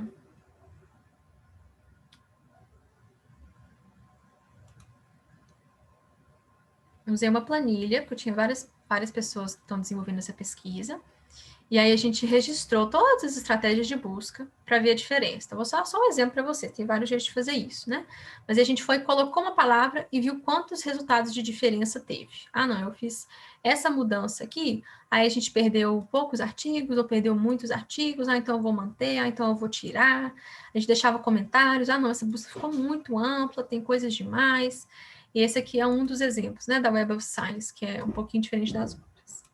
Que ela tem isso aqui no início, por exemplo, né? Que é de onde você está procurando. Aí essa aqui é da Embase, que é um pouco mais clean. Essa aqui é da ERC, que é a mais difícil de usar, e nela você não pode usar o Y. Enfim, é isso, só para vocês terem uma ideia. Então, a gente foi vendo as mudanças, né? Registrando as mudanças, vendo se estava bom o resultado, se não estava. Aí a dica para ver, né, se está bom o resultado, vai lá na última página que tende a ser menos relevante e vê se tem, sei lá, teste embrionário com rato, isso não tem nada a ver com o que você está pesquisando, né? Ah, talvez dê para restringir um pouco mais. Enfim, essa parte é realmente difícil, né, de ter um bom termômetro, mas a ideia é assim, você está recebendo pelo menos alguns resultados que atendem às suas perguntas, ótimo. Aí a ideia é que a pesquisa seja ampla mesmo, né, e aí, então, se tiver muitos ruins, você aumenta o seu trabalho depois, mas talvez aumente a sua sensibilidade. É difícil definir onde que é bom parar, né, de testar, parar de mexer, isso é uma coisa que vai mudar de pesquisa para pesquisa, mas é isso. Aí outra coisa que eu queria mostrar para vocês, que eu acabei pulando e vou voltar aqui, é que se vocês não sabem quais bases buscar, aqui na CAPES, pelo jeito que eu pesquisei, né, as bases, vocês conseguem ver características das bases. Então, essa Pedro aqui é super famosa para fisioterapia. E elas, inclusive, fazem avaliações da qualidade. Então, aqui você clica nesse informações aqui, e aí aqui mostra, ó, todos os estudos são avaliados independentemente para fim de classificação de qualidade. Olha que bacana. Aí você sabe de onde vem, sobre o que fala, né? O que tem nelas, são referenciais com resumos. Aí aqui indexa mais de 25 mil ensaios clínicos randomizados, revisões temáticas e diretrizes práticas, desculpa, para fisioterapia. Ah, isso aqui é mais de fisioterapia. Não, beleza. Aí a gente tem aqui a PepsiC, né, que é muito famosa para estudos aqui na América Latina e no Brasil, especialmente. Aí a gente tem, ó, textos completos, sites com período de acesso gratuito. Ah, bacana, essa psicologia, ó, e áreas afins, né? Então tem uma linha. Aí o que ele cobre, né? Aí aqui explica também, o operador booleano não pode ser usado, né? Aqui já está escrito. Então, aqui é um bom jeito de vocês darem uma olhada, né? O que entra, o que não entra. Aqui na PsyArticles é aquele só com textos completos. Se você quer todos os referenciais e resumos, a gente costuma usar a PsyInfo. Então, você vai aqui, que é aquela que eu abri com vocês. Então, tem aqui, ó, base de dados em psicologia, educação, psiquiatria e ciências sociais. É a principal base de dados em psicologia existente no mundo, né? E aí, algumas informações básicas. Então, isso é bacana de vocês saberem, para vocês poderem avaliar, né, o que entra, o que não entra, e vocês olharem as informações, e inclusive relatarem isso na pesquisa de vocês, né, assim, essa base faz isso, e a gente usou ela por causa disso. Aí tem o exemplo da ERIC mesmo, né, que é uma base de educação muito famosa, e dá para acessar por aqui também, essas coisas. Então, beleza. Essas questões eu já de amplo demais ou específico demais, né? Eu já comentei, mas o ideal é que aqui a busca seja de alta sensibilidade, né? Então ela é compreensiva. Então ela não vai ser muito específica, você vai ter que excluir muita coisa depois, mas esse que é o desenho, esse que é o delineamento da revisão sistemática mesmo. Você inclui com alta sensibilidade e depois vai excluindo. Esse que é o processo. E aí é comum que quando a gente vai lá nas bases, né? E faz as buscas, vocês têm que, depois de extrair os seus principais resultados, você tem que colocar os alertas, né, das novas publicações. E aí, se der tudo certo, você vai ter, né, a princípio, títulos que vão entrar para sua pesquisa, então ali nas primeiras páginas você consegue identificar alguns que estão com cara de entrar, então você vai continuar com essa search string, e aí quando você extrai, você identifica dentro desses estudos que você extraiu, baixou da sua pesquisa, que a sua test list está lá dentro. Isso é muito importante. A test list pode não estar completa numa base de dados só, mas como um todo, quando você olha todas as buscas que você fez em todas as bases, é importante que ela recupere a test list, né? Que a sua busca recupere a test list, porque ela quer o seu termômetro, lembra? Senão, talvez seja o caso de você ampliar, rever quais bases você está usando, né? E é isso. Aí, para exportar, né, as buscas finais e armazenar no Ryan, eu vou mostrar para vocês já já. Primeiro, esse aqui é um resuminho, né, de uma estratégia de busca, porque tem vários jeitos, tem várias recomendações na literatura. Eu dei um basicão, mostrei para vocês como é que mexe em algumas coisas, mas o passo a passo, né, tem várias referências para isso. E aí aqui tem uma possibilidade também, deixei aqui só para vocês conhecerem. Estava num daqueles artigos lá que eu apresentei para vocês. Aí, essa aqui que é a Prospero, que eu comentei de onde vocês vão publicar, né? Só para pesquisar lá no Google mesmo, Prospero, ela é fácil, e aí tem um modelo, né, do que tem que ter para você conseguir publicar. E se vocês tiverem com vontade um dia de fazer uma revisão sistemática, vale a pena vocês olharem, não só esse modelinho do que precisa ter para publicar, mas olhar outras revisões temáticas que foram publicadas, tiveram protocolo publicado lá, né? Então, vocês podem dar uma olhada em protocolos já publicados e usar como modelo para o de vocês, né? Para ter como comparação também e tudo. Isso é muito útil. Outro lugar que vocês podem procurar, e eu usei, né? Eu achei essa revisão que era importante para mim, esse protocolo que é importante para mim. Lá foi o Open Science Framework, né? Então você vai lá, procura Open Science Framework no Google, procura a palavra-chave que você quer. Eu coloquei Dyslexia Protocol, né? Dyslexia Protocol aqui, e achei só essa aqui, para você ter ideia. E aí eu dei uma olhadinha, foi interessante, eu olhei termos de busca que poderiam ser úteis para mim também, né? E foi essa aqui a referência que eu encontrei. Outro lugar que vocês podem procurar, que também é open source, de acesso aberto, né? Todo mundo pode acessar, não tem aquela coisa de pagar ou de acessar pela CAPES, é o Figshare, que também publica protocolos e ainda te dá um DOI junto com o protocolo, e aí você pode colocar isso no lado, você pode referenciar, né? Isso que é positivo. Então, caso você não consiga publicar na Prospero, não esteja afim de publicar na Prospero, que é mais burocrático, mais complicado, às vezes a Prospero não aceita alguns tipos de revisão mesmo, aí você publica aí, né, na Figshare e no OSF, que são as alternativas que a gente tem, que são super válidas. Ok, antes de eu passar para o rastreio de títulos e resumos, deixa eu ver aqui. Não, é isso mesmo, o que eu posso fazer para vocês? Não, então, beleza. Vou passar, assim, para o rastreio de títulos e resumos. Então, nossa terceira fase, a gente já montou a pergunta, com base na pergunta, montamos a chave de busca, testamos. Fizemos aquilo, passamos para as outras plataformas, as outras bases de dados, e aí agora chegou a hora da gente baixar esses resultados e fazer o rastreio disso. Algumas revisões são tão pequenininhas que às vezes você baixa isso às vezes tem 10 resultados em cada base, né? Porque é muito restrito, a literatura é pequena mesmo e tudo. E aí você consegue fazer manualmente, né? Mas assim, passou disso, passou de 10 de cada base, eu acho que vale muito a pena vocês tentarem sistematizar, porque diminui muito a chance de erro humano ali no meio, né? e aí vocês podem fazer isso pelo Ryan, que é isso que eu vou apresentar para vocês, tá? A princípio. E aí, então, nessa fase, o que a gente vai fazer é usar o Ryan para poder fazer esse rastreio de títulos e resumos. Então, beleza. O que, é que a gente tem que fazer nessa etapa? Vai ter que usar os critérios de inclusão e exclusão que a gente definiu lá atrás e sair excluindo, né? Sair decidindo quais desses resultados de estudos que entraram vão entrar ou sair, né, da nossa pesquisa. Ah, não, isso aqui é uma revisão sistemática. Opa, não. No meu estudo só vai entrar artigos primários, né, que coletaram dados e tudo. Então, não vai incluir revisão. Excluído. Próximo. Não, estudo com idosos. Não, eu não queria estudar idosos, estou estudando só adultos, para poder controlar algumas variáveis. Então, não vai entrar. Essa que é a ideia geral. E é nessa fase que a gente faz isso, e nessa fase inicial de exclusão e inclusão, que a gente chama de rastreio, a gente só vai olhar os títulos e os resumos, que é um padrão, inclusive, na literatura, que é um jeito fácil, né, de você excluir a maior parte dos títulos, e aí depois você parte para uma revisão mais detalhada. E aí, então, nessa parte, muito importante, aquilo que eu tinha mencionado antes, que você tenha no mínimo 2 pessoas, porque se for uma pessoa tomando decisões, a gente não vai ter certeza de estar controlando os viés, né? Então, todo mundo tem que participar, 2 pessoas têm que participar, e elas vão fazer avaliações independentes, ou seja, elas não vão conversar sobre as avaliações, elas não vão ver as avaliações umas das outras, elas vão tomar decisões independentes, paralelamente, né?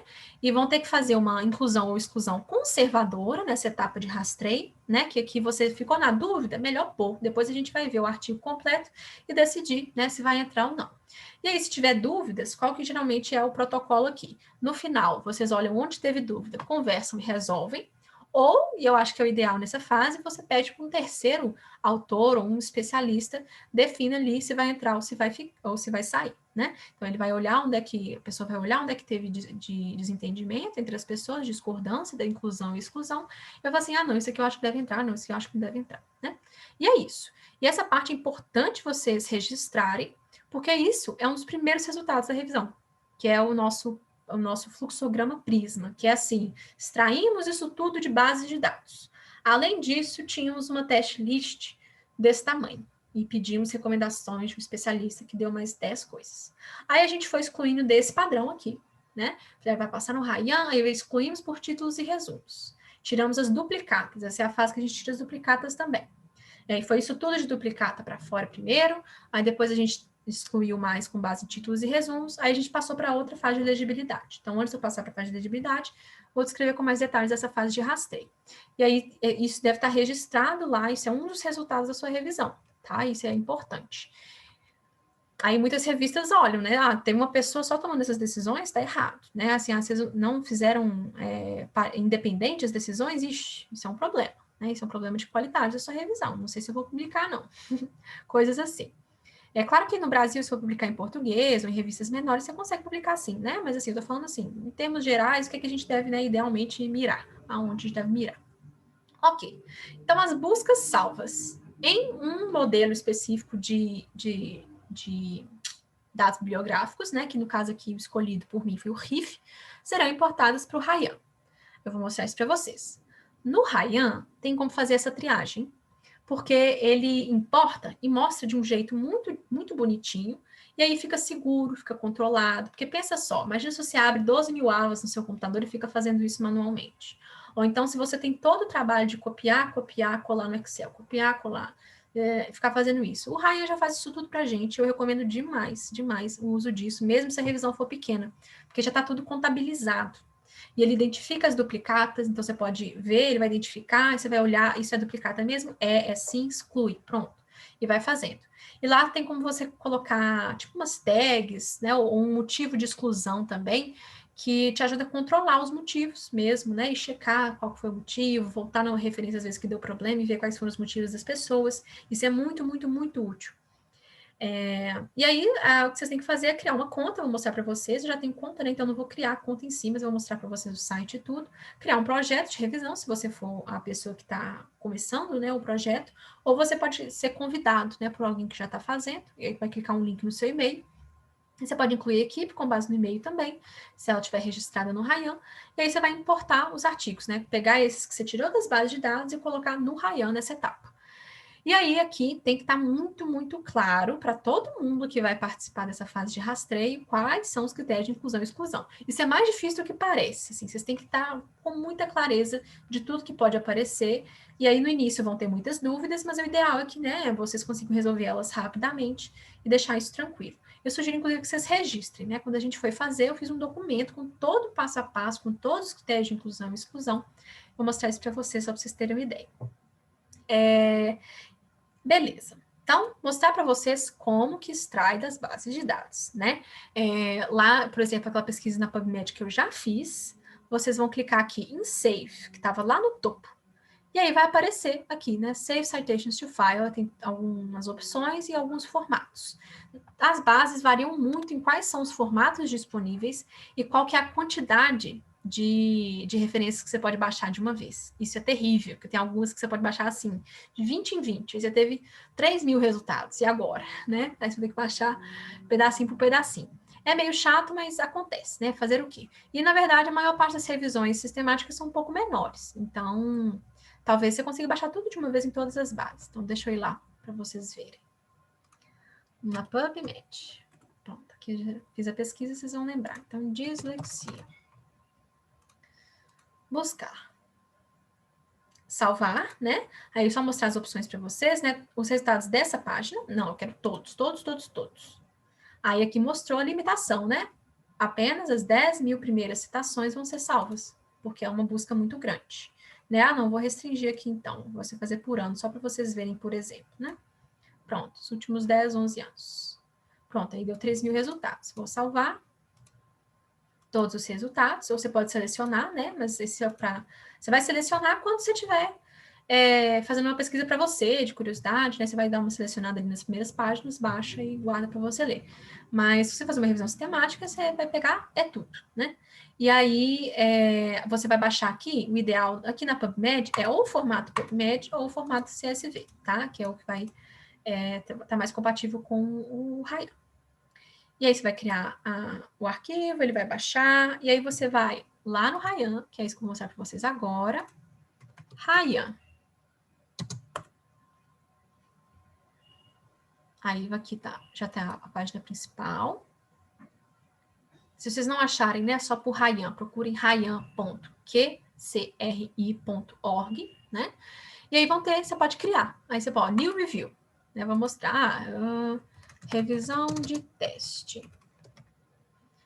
Create.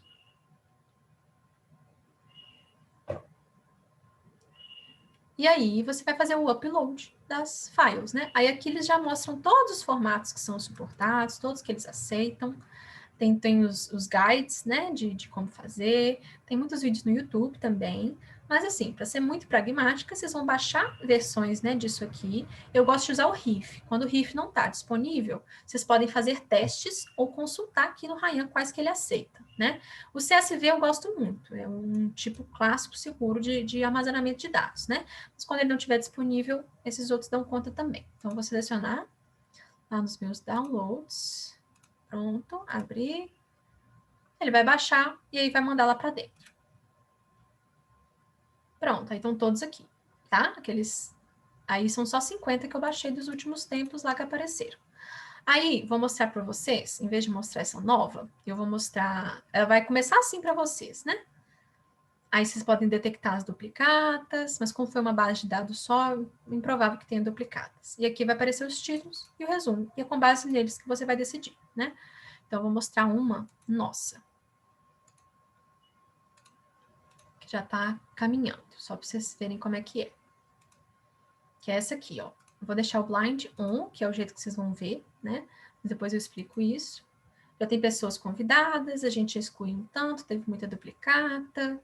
A gente tinha importado, 17.000 referências. E aí a gente dividiu, uma equipe bem grande, de umas 6, 7 pessoas, e fomos fazendo em duplas. E aí, depois, a gente pegava uma pessoa das duplas e para ser juiz das outras duas duplas, e uma pessoa dessas últimas duplas para ser juiz das primeiras duplas, Só não podia estar na dupla original. Para ser aquele terceira pessoa que dá uma olhada, sabe? Aí é isso. Aí a gente decidiu, não, esse aqui, no meu estudo só vai entrar estudos primários, né, que coletam dados, como eu dei exemplo para vocês. Aí aqui, ó, né, this paper examines. Não, mas não tem métodos aqui, tá falando de uma discussão. Não, então isso aqui não parece empírico, não. Pronto, excluir empírico. Aí eu clicava aqui no motivo, e aí, ou então você só clica aqui no excluir mesmo, né, sem registrar o motivo. Eu recomendo altamente vocês criarem razões aqui para serem usadas, padronizadas pelas pessoas. Outra dica no Ryan é o seguinte, né, para a gente dividir as pessoas. Eu tive que fazer várias extrações, tá vendo? A limitação média das bases é de 500. A maior parte delas, só algumas que deixam mais. A Scopus deixa tirar mais, a Embase deixa tirar mais, e a PubMed deixa tirar mais, né? A PubMed a gente viu que deixa até 10 mil. Mas as outras tendem a deixar você baixar só 500 de uma vez. Aí, o que a gente fez? Esses aqui são os métodos de pesquisa, ou seja, esses documentos que a gente importou para o Ryan. Aí eu decidi, né, na nossa pesquisa, dividir em duplas. Então, ó, uma dupla vai ficar com esses 4 primeiros. E aí vai resolver todas essas. Ó, são 1.600, e a gente vai ficar lá fazendo, né, 15 minutos todo dia até acabar esse processo que eu mostrei para vocês, né, de ler o título, ler, falar, não, tem essas informações, não tem essas informações, entra ou sai.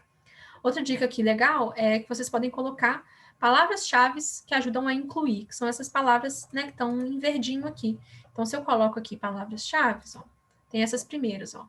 Como nossa pesquisa sobre dislexia fonológica, tem algumas palavras que são importantes de ter, né? Então, assim, isso não vai definir se vai entrar ou não, mas ajuda a gente a ler mais rápido, né? Identificar algumas informações mais rápido na hora de fazer essa triagem. E a mesma coisa para exclusão. Então, a gente não queria crianças em risco, a gente queria crianças que foram diagnosticadas ou que já apresentavam um padrão de leitura inferior.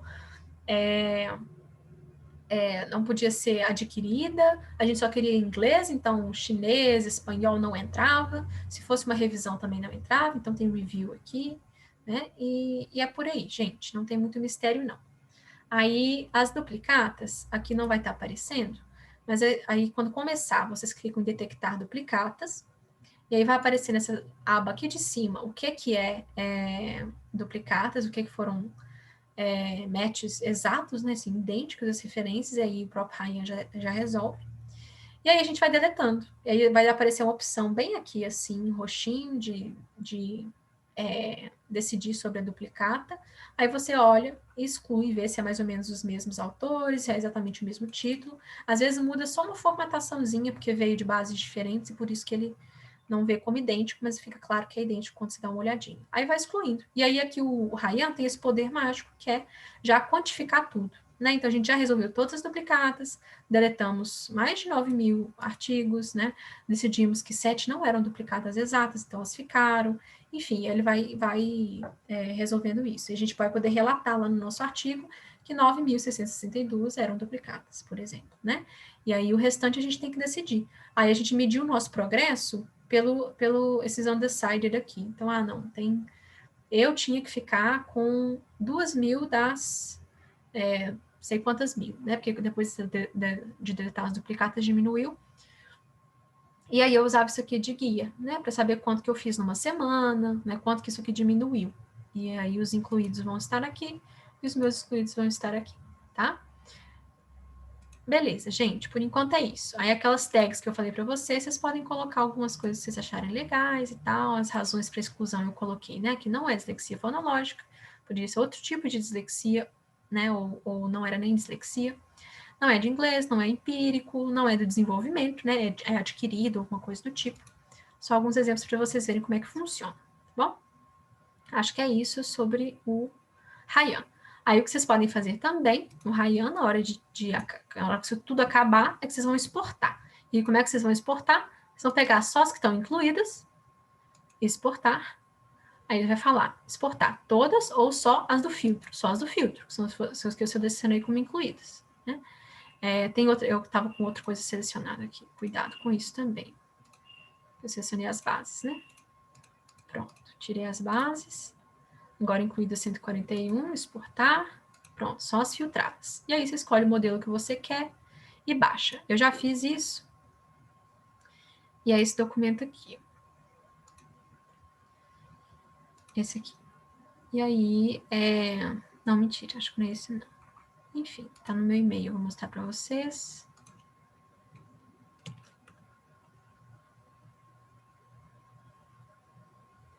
Esse aqui, ó, pronto. Seu export tá pronto. Aí eu clicava aqui, vai baixar. E aí é esse aqui que eu vou passar para o Zotero, que é o que eu vou mostrar para vocês já já. Então, pronto. Mostrei como extrair tanto das bases quanto do Rayão. Já mostrei como é que funciona o Rayão para vocês. E é isso, gente. Aí exportar, acabei de mostrar, salvar no Zotero, vou abrir já já. E aí todos vão ter que ler na íntegra esse restante, né? No meu caso foram muitas, vocês viram ali que eram 140, mas é comum que sejam tipo assim umas 10, umas 30. E aí vocês podem usar o Zotero, que é um gerenciador popular de referências bibliográficas, né? É muito útil ter um gerenciador, porque você não tem que ficar formatando à mão, né, as referências no documento que você fizer. O mais famoso, né, um dos mais famosos é o Mendeley, que você já deve ter ouvido falar, talvez. Mas eu gosto do Zotero porque ele é open source e ele recupera automaticamente várias informações dos trabalhos quando você entra num site, né, por exemplo. Quer ver? Aí o que vocês podem fazer é abrir um artigo na internet e usar uma extensão do Zotero. Vocês podem pesquisar na internet ou me pedir, e aí vocês podem salvar em qual pastinha vai estar, né? E vocês podem criar e tudo, colocar etiqueta e pronto, feito. E aí ele vai aparecer, né, se você tiver sincronizado, com essa que é a versão desktop do Zotero. Esse aqui, ó, bibliotecas do grupo. Então, o Zotero você consegue criar um compartilhado, você tem que criar ele online. E aí vocês podem colocar, eu vou colocar aqui, né, quando a gente terminar ali a fase de rastreio, vou baixar tudo para cá, a gente começar a trabalhar junto. Uma coisa bacana do Zotero que vocês podem colocar, né, comentários, então, sobre aquela parte, né, da elegibilidade. Ah, não, esse aqui eu lembro que tinha essa informação, esse aqui tem isso aqui. Vocês podem acessar o PDF pelo Zotero, né, ele já abre automaticamente aqui. Ok, então é isso. E aí, o Zotero tem uma coisa mágica também, né? Você vai poder anotar, como eu mostrei para vocês, e ele vai gerar uma lista de referências padronizada no documento. O Mendeley faz isso no Word, né, para o Microsoft Word, só que o Zotero faz isso para o Chrome e para o Docs, né, na verdade, também. Então, deixa eu mostrar isso para vocês. Draft.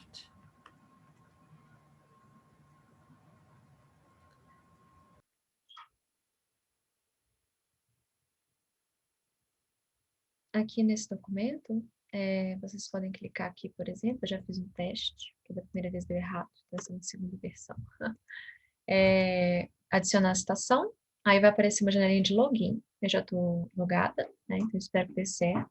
Aparece também uma janelinha para você escolher qual que é a configuração, e aparece da referência, eu já tinha selecionado, da APA, a sétima edição, né, da American Psychological Association.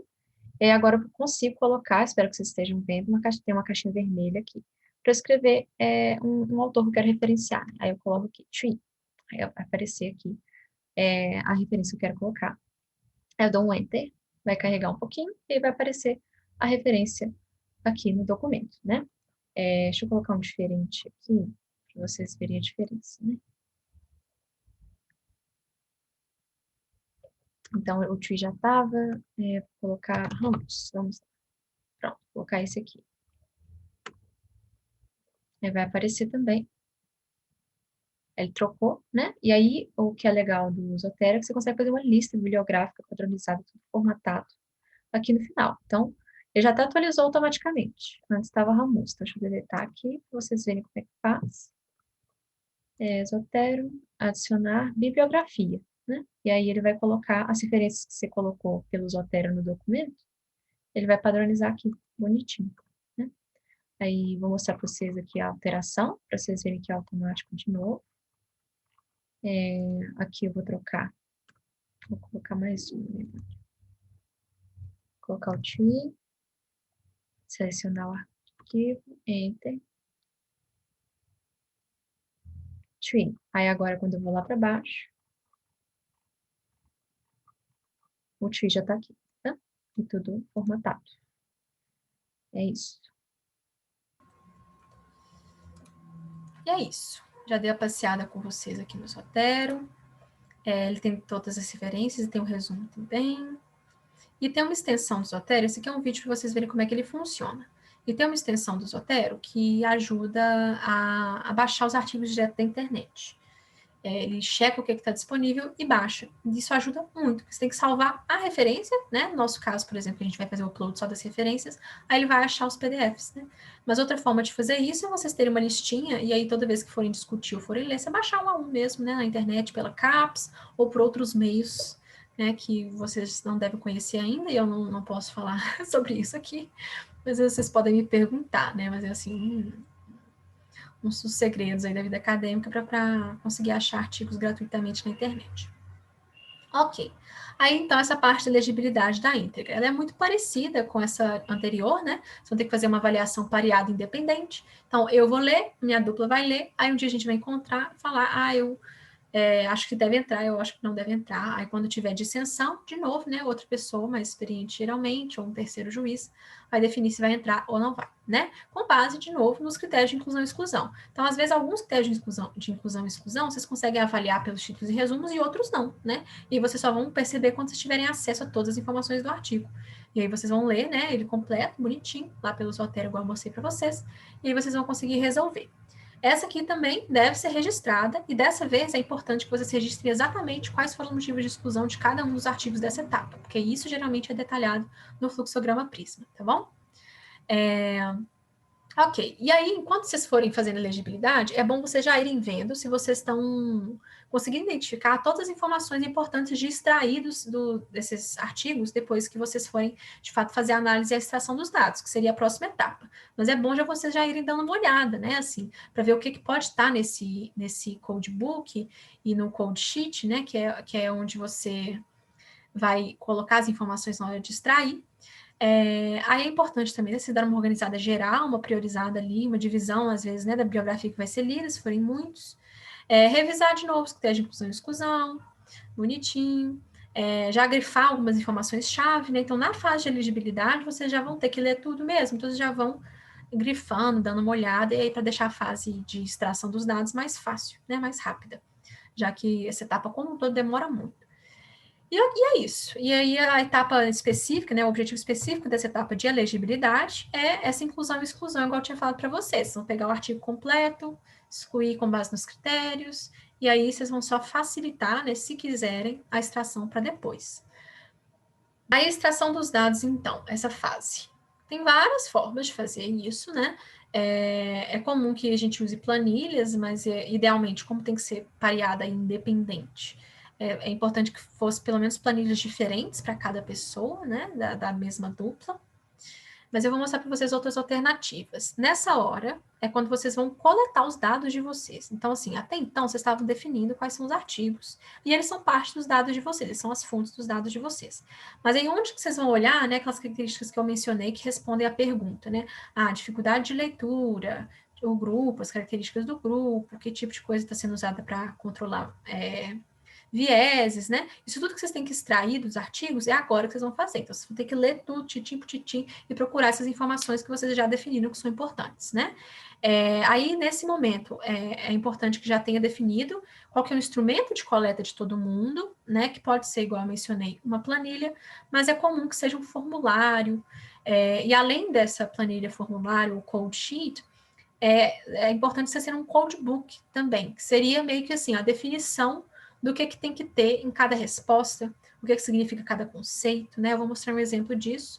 E aí vocês têm que, o ideal é que vocês pudessem fazer isso juntos no início, né? A equipe como um todo para se treinar, para ver dissensões, para ver dúvidas, né? Lá na fase de elegibilidade é um bom momento para ir desenvolvendo e testando isso.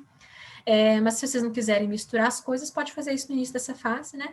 E aí é recomendável que os primeiros artigos, né, sejam lidos e fichados por todos para avaliar o instrumento, né? E alinhar a equipe e complementar o codebook, né? Que é essa fonte de informações para todo mundo consultar quando tiver uma dúvida. Não, será que isso aqui é empírico? Eu não lembro. Né? Às vezes está com uma equipe de pessoas que estão menos experientes na literatura, então você precisa dessas definições, né? Eu não lembro o que é empírico. Então vou lá checar no codebook, tá tudo lá, né? Como critério, por exemplo, né? Só um exemplo. E aí, de novo, né, quando tiverem dificuldades ali, eu extraí esse dado e a outra pessoa extraiu outra coisa. ou extraiu de outro jeito, né? Como é que a gente vai resolver essa diferença das extrações das informações? Com um terceiro, né? Mais experiente, com o orientador, né? Com um especialista, coisas assim. Mesma coisa.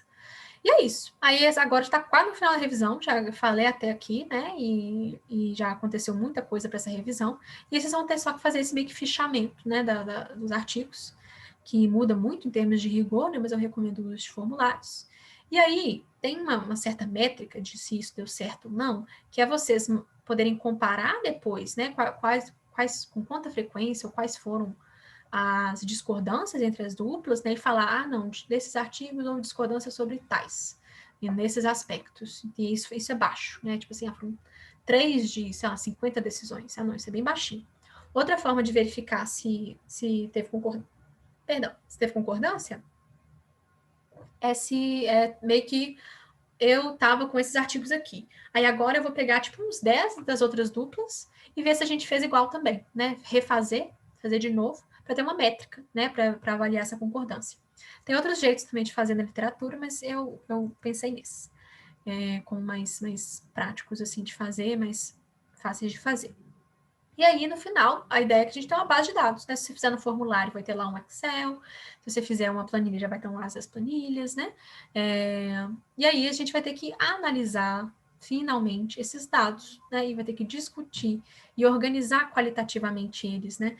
Definir o que vai entrar em qual parte do artigo, o que vai ser apresentado primeiro, o que vai ser apresentado depois, o que é um padrão, o que foge das expectativas, né? Das hipóteses que você pode ter formulado.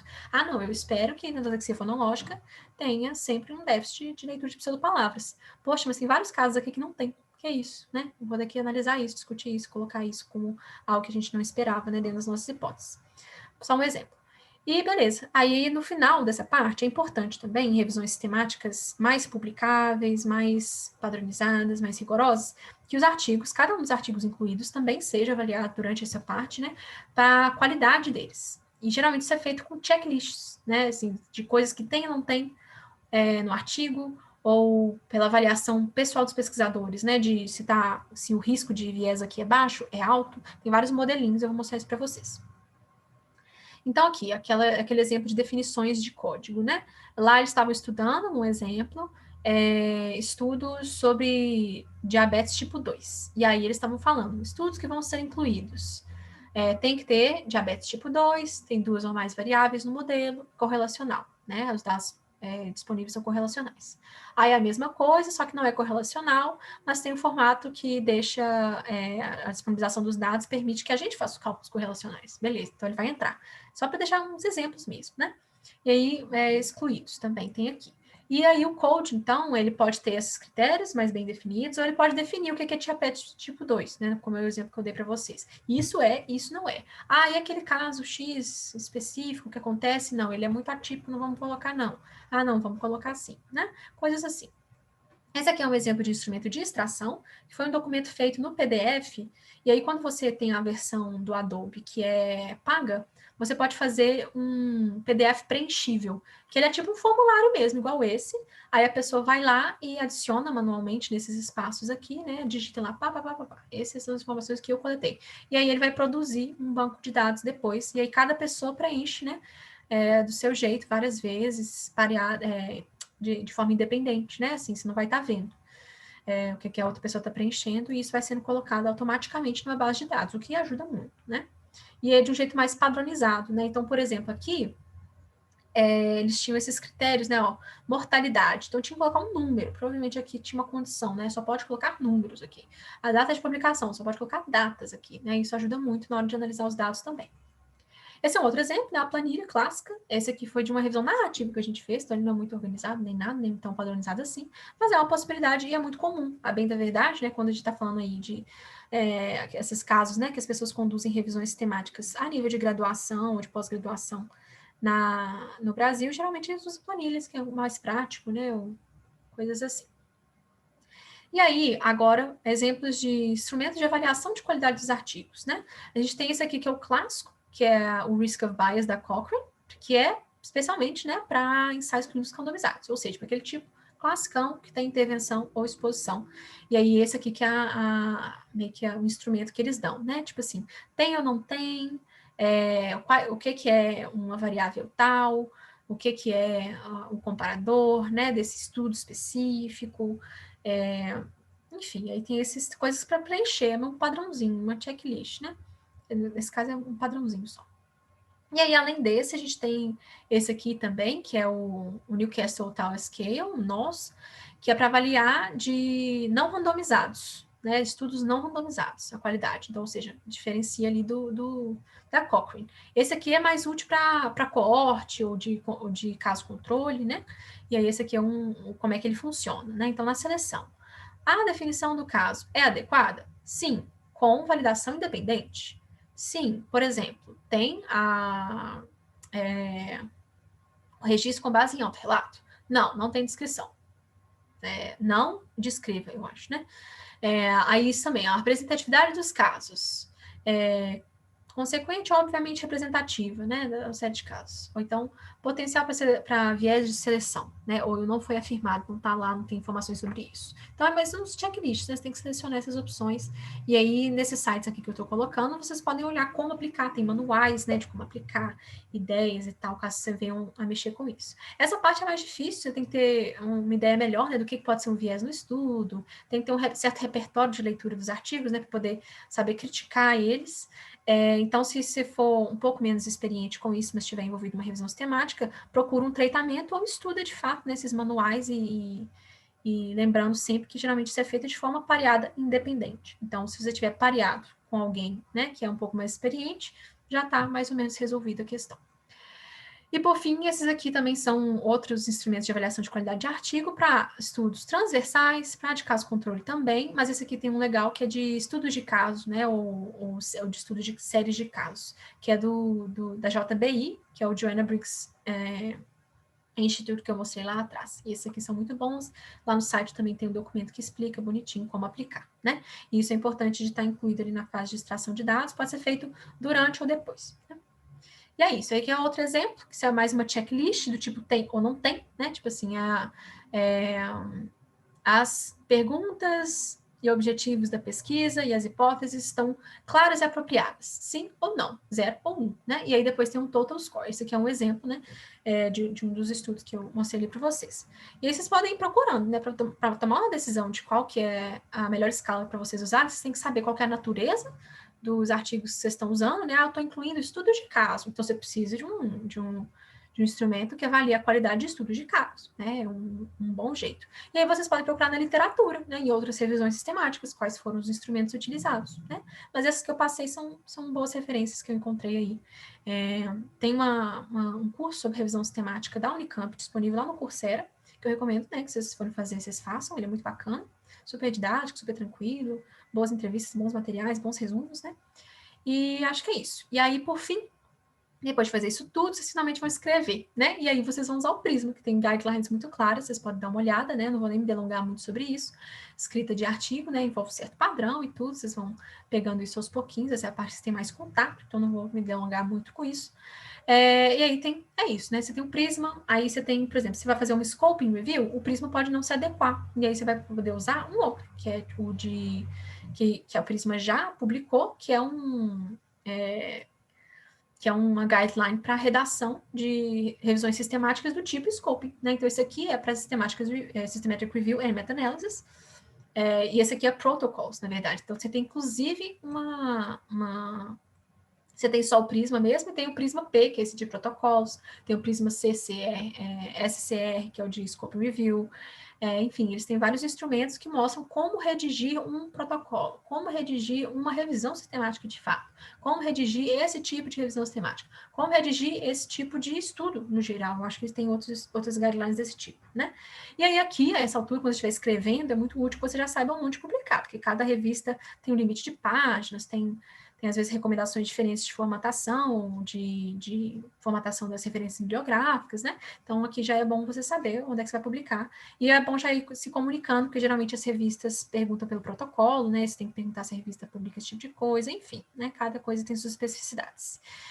E é isso. E aí você vai poder discutir, né, com base nos achados de vocês, mais ou menos a estrutura, para além, às vezes, né, das hipóteses que vocês já tinham previsto testar. E é isso, não vamos focar muito nessa escrita, não, porque isso vocês vão ver em outros momentos.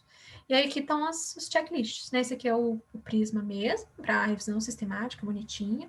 Aí tem que colocar, né, o que tem que ter na introdução, né? O que não pode faltar, nos métodos, o que não pode faltar, o que fazer, né? Indicar se existe um protocolo, onde ele pode ser acessado, se tiver disponível, dar informação sobre o registro, né? O número de registro. Beleza, os critérios de elegibilidade, especificar as características do estudo, né? O pico, as características da publicação como um todo, né? Enfim, aí aqui tem várias informações bacanas, e de novo, né? Consultem outras revisões, são ótimos modelos. Esse aqui é só esse que eu tinha comentado, né? Para Scoping Reviews aqui. Então, é um pouco mais adaptado, né? E aí pode ser mais útil para que você estivesse escrevendo coisas diferentes. E aí, nas revisões temáticas, os resultados costumam ser uma baita de uma tabela gigante, com todas as informações coletadas sobre os artigos, né, de uma forma padronizada. Geralmente, o que é dividido é que você tem informações básicas sobre os artigos e uma outra que tem mais relacionada aos seus resultados de fato mais específicos, né? Mas às vezes é uma só misturada, você vai acabar vendo isso. E aí, geralmente, junto com essa tabela, vem também uma síntese narrativa, né? E aí tem algumas informações que são padrão de você incluir, tipo os autores, né, a publicação, onde foi publicado, de qual país.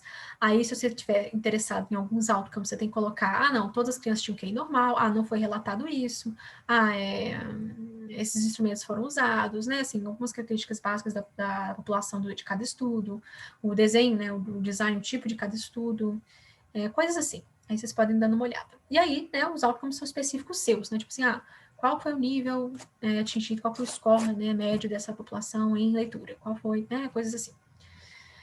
Ok, é isso. Aí, no caso, a gente está falando que não são meta-análises, né? Então, não vou falar sobre as análises de meta-análise, são complexas, que exigiriam um outro enfoque aqui ao longo de toda essa aula, né? Então, e por fim, e vocês vão.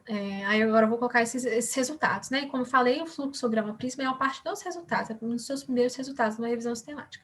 E aí vocês vão colocar, né? Não, a gente tinha coletado nas bases de dados 1.624, aí depois que a gente removeu as duplicadas, sobraram 1.173, aí a gente fez o screening de todos esses e excluímos lá na fase de rastreio, lá no Ryan, por exemplo, né? Excluímos isso aqui tudo, tá vendo que eles excluem muito nessa fase, muito mesmo, quase tudo, né? E aí, na fase de elegibilidade, vocês leram completamente 61 dos artigos, né? E aí, lendo os artigos todos. E aí, excluímos com esses critérios aqui. Não falava a população que a gente estava interessada, era outra, né? Não fala qual que é a intervenção que a gente queria, fala de outra, né? Enfim, a gente vai colocando um número aqui. Então, naquela fase de elegibilidade é importante, de novo, né? Vocês anotarem quais são os motivos de inclusão.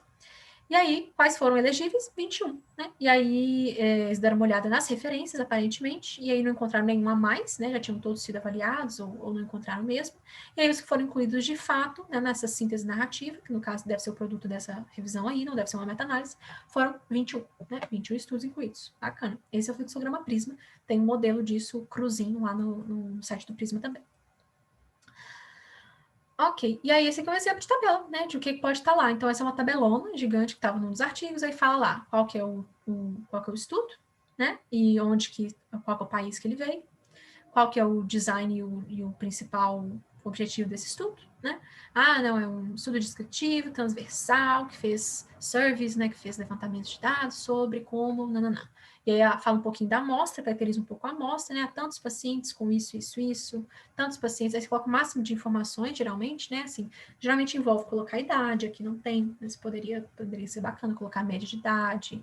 No caso, né, da dislexia, teve ou não teve controle por nível de inteligência, né? Teve ou não teve controle, era ou não era representativo, tem dados ou não tem sobre etnia, né? Coisas assim.